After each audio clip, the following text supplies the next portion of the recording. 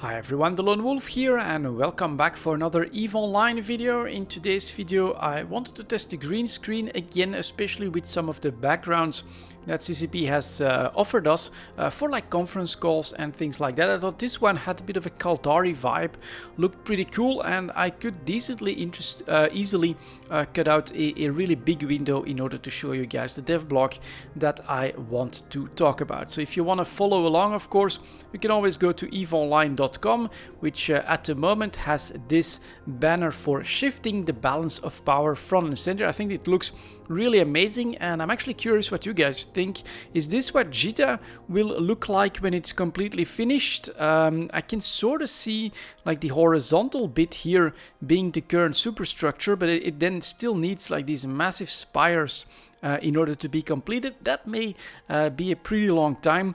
On the other hand, we now know that basically a sort of a super entity, Edencom or New Edencom, is going to be formed in order to fight off the Triglavians, and perhaps this could be their headquarters, of course. So yeah, I can't wait for the eclipse. I can't wait to see what all of that will bring to the game, and if this is any indication, massive is going to be the name of the game for at least some of it.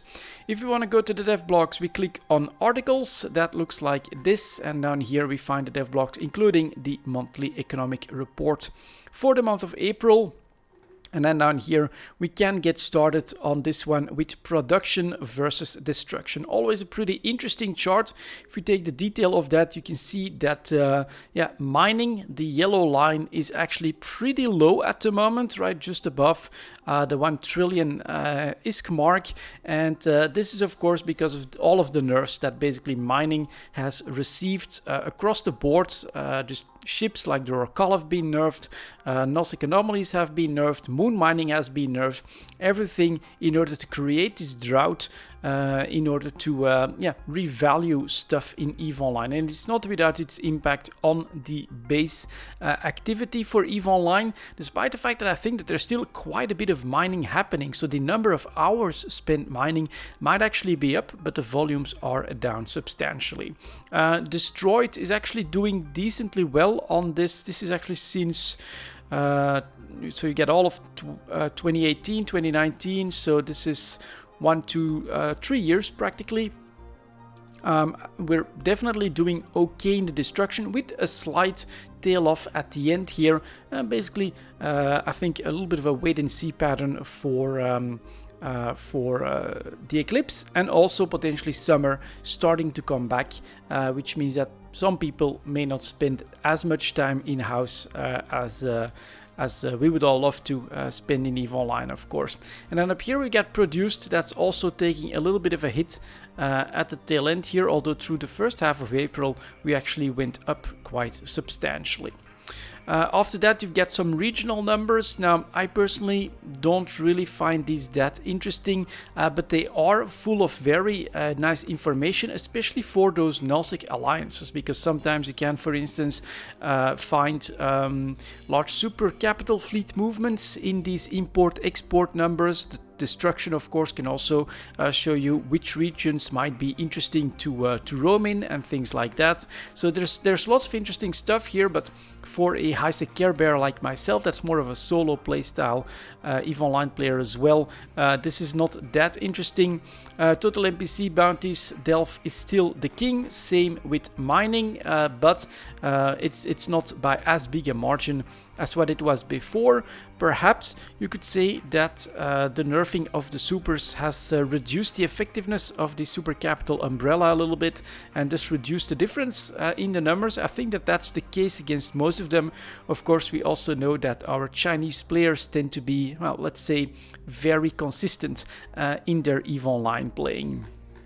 And then down here we do go to some numbers that I wanted to take a look at in more detail, and that is first of all down here ISKs and faucets for April 2020. So that's what it looks like in detail. Unfortunately, my window is not exactly symmetrical, so I can't show you the very bottom of this chart, but we can start with 1,293 pretty much trillion in ISK at the beginning of the month. Then we've got 109 trillion in faucets and 85 trillion in sinks. I feel like this is a pretty healthy number with a difference of 21 trillion. This is a rather impressive amount of ISK synced into the game, and it does feel like this is helping get a handle on inflation. Now you can't see the bottom one, it's actually transaction taxes at 24 trillion, I think, and then you also have brokers fees at 16,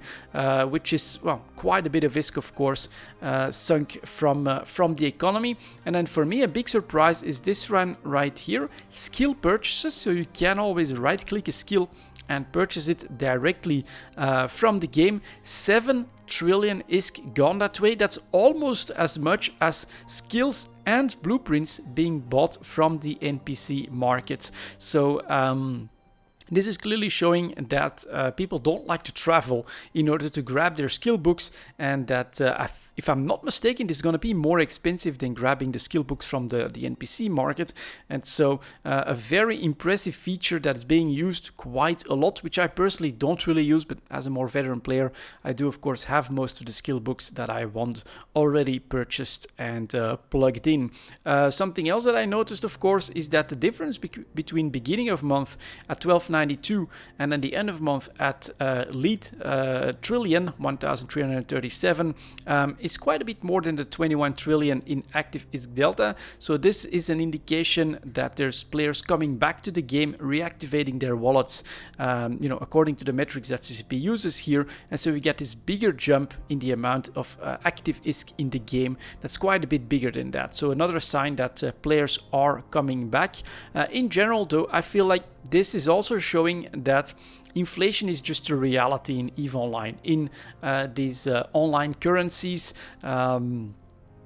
You'll always have more currency being created by the players than they'll be willing to sink into the sinks of the game. So you'll almost never have a situation of monetary ISK deflation in EVE Online. There's been one exception in the past, if I'm not mistaken, when Citadel came out, or perhaps one of the expansions after that, where they came out with lots of structures and lots of blueprints for modules around structures. Quite a bit of ISK was actually sunk into those blueprints in a very short amount of time, creating more ISK sinks than faucets. But the usual pace is, of course, that we're creating more ISK in the game than we're destroying, and so stuff like Plex should consistently go up in price as that monetary inflation keeps, of course, increasing the value of something that is not created in the game necessarily, but is bought with real life money. So it feels a lot better with 109 to 85,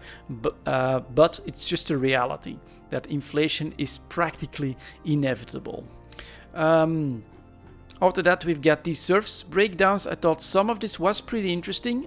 For instance, the broker's fees here, of course, that's trading done either in an NPC station, 70% of it, and 30% in player-owned markets. That's a pretty significant share, actually. And it's also quite a bit of ISK flowing into the wallets of these owners, including, I have to be honest here, myself.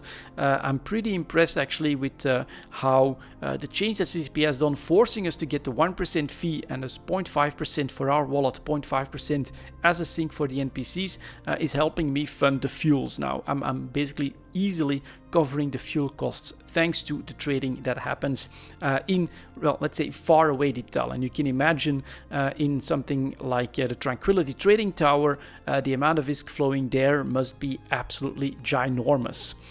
Clone transfers 50-50. I think this is kind of normal. When it comes to clones, I think you're trying to cover all your bases, so you'll probably have a clone in a player-owned structure that's like on your deployment zone or something like that, and you'll always also have at least one backup clone somewhere in an NPC station just in case with some of the stuff that you really don't want to lose. Industry is heavily being dominated by player-owned production, but it's only at 67%, so there's still 33% of production that's taking place in NPC stations. I think research is still going to be a pretty big chunk of that, because you don't always want to fly around with very expensive blueprints, but also production in the right places, like in Jeddah. You can produce there. I think lots of players just find a blueprint, fly to Jeddah, buy the materials, run the job, and then try to sell at a profit without having to do all of that traveling. It's basically the same with in the faucets. The popularity of skill purchase does show that something that players value a lot is basically their time, and the first thing that they experience as wasting their time is having to do quite a few jumps, quite a bit of flying in order to get to where they have to do what it is that they needed. And it's the same with the industry jobs. There's still a significant portion done in NPC stations, probably because, well, I'm not going to fly all of this stuff to a player-owned trade hub in order to produce that stuff over there. Planetary export and import taxes still 23% to NPC stations and 26%. That's actually still quite a little bit. I'm not sure if that means that there's still upwell structures around the planets in order to get that stuff out, or if this is an indication that 23 to 26% of stuff is being done with like launches. I think there the cost is always to the NPCs. And then right here, reprocessing, of course, 85% in player-owned trade hubs. That's just a better yield that makes it super a lot more lucrative to run in an NPC station. And so pretty much everyone seems to have access to reprocessing from some sort of a player-owned structure. That's actually quite impressive to see 85% of that activity be done in a player-owned structure. Getting back down here, you've got the sinks over time, and then the money supply. I think that one is increasing again, and it basically tells that same story as with the faucets and sinks, that the inflation seems to be a lot better under control, so the increase is not as sharp, and we were actually here. As sharp and spiking up as what we were seeing here, for instance. And that a big part of this move up that we're seeing here in the month of April could actually also be attributed to players coming back to the game, because this is active characters, and if you come back, you log back in, then all of a sudden it is possible that your wallet that was not counted before is actually counted here on that increase as well. So really does look like inflation is a lot less, but players coming back to the game are bringing us back close to that 1,400 trillion high point for the money supply. And then the final one that I did want to take a closer look at as well were the indices. So let's go over to these, and this of course shows what's been covered quite often in EVE Talk, the revaluation of mining in the game. You've got this mineral price index right here, the orange yellowish line that really went very close to a bottom since the beginning of the game. We're gonna say 70-ish on this chart here, and now shot up all of a sudden and is almost at 120. This is of course the resource crunch that CCP has introduced into EVE Online to try and bring value back, bring meaning back to loss as well, and you can't do that when everything is so plentiful that it becomes nearly worthless. And so we had this downward trend here since Citadel, which I think also was the rework of the Rorcal. Everything was becoming so plentiful. All these nullsec regions became pretty much fully independent. They could mine as much as they wanted, produce as much as they wanted. Everything was very easy to fully localize and to get going. And so it just kept building up, and that kept decreasing the value of everything that's being mined. And now we are back up. What's also important is this primary producer price index. If I'm not mistaken, that's Tick 1 production, so very strongly tied to the mining price index itself, mineral price index itself, of course. But what you should notice is that this increase is a lot less than the jump that the mineral price index has done. And this I've also tried to show that in the video where I talked about the mineral price increase and then Tech One chips. I really noticed that the margins just aren't there. And so the difference here between the mineral price index and the production price index has actually narrowed on this increase.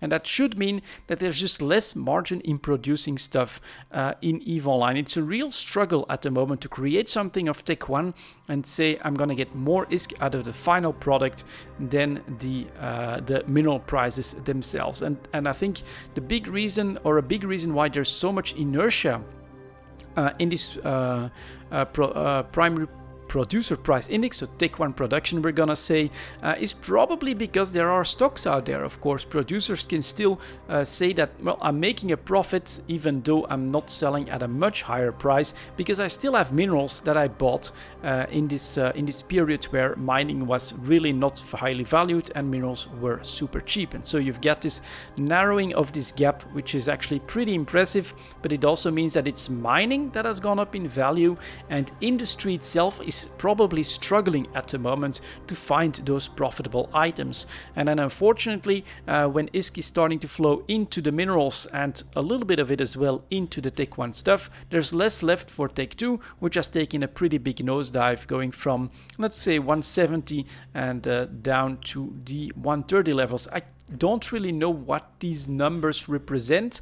I'm not that good in economics and things like that, but it's pretty obvious here that this is a sharp decline that is also in part a response to what's happening to the minerals and the Tech One production. And as a result, the actual consumer price index, which if I'm not mistaken is going to be like a little bit of all three of these put together, is pretty stable at a decently low price point, historically speaking, I would say. So very impressive chart, of course, to see the impact of CCP's changes and the announcement of the resource crunch, the drought period in EVE Online, that you can very clearly see the higher value of minerals and thus also the higher values of your mining time in EVE Online. Add on top of that, like potentially much lower yields, much more effort that needs to be put in creating these minerals, and yeah, your time spent mining even in HiSec has increased in value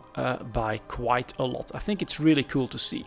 And then anything else down here? Well, you can also see these indices over the last 3 years, where of course it's far more pronounced that the gap between Tech One production, which is the red line, and then the mineral production or mineral value has narrowed considerably. 3 of these blocks, and here it was almost twice that. So producers of Tech One stuff will probably be struggling, as I've said. And then if you want to go even deeper in all of these indices, you can do so. CCP really gives all the numbers that they have. It's super impressive, but this starts to really be over my head personally. But as always, I'll put a link down in the description of the video if you want to read this yourself. Down here you also have some really cool charts on destruction, peak concurrent players, and the number of jumps, with HiSec still definitely dominating activity in EVE Online, I want to say. And then I'm really curious to see how all of this is going to look after the eclipse, after we know where the Triglavians will be coming, what the impacts will be on the game, the choices that the players will make. This could drastically change, especially this part of the economic report, but everything else as well, of course. So this is really cool. I'm not as much of a specialist that I can really use all of these numbers, but the trends here are definitely confirmed from what we've been witnessing in EVE Talk in the last couple of months. That's gonna be my look at the economic report for April, guys. Thank you very much for watching, and as always, I'll see you next time.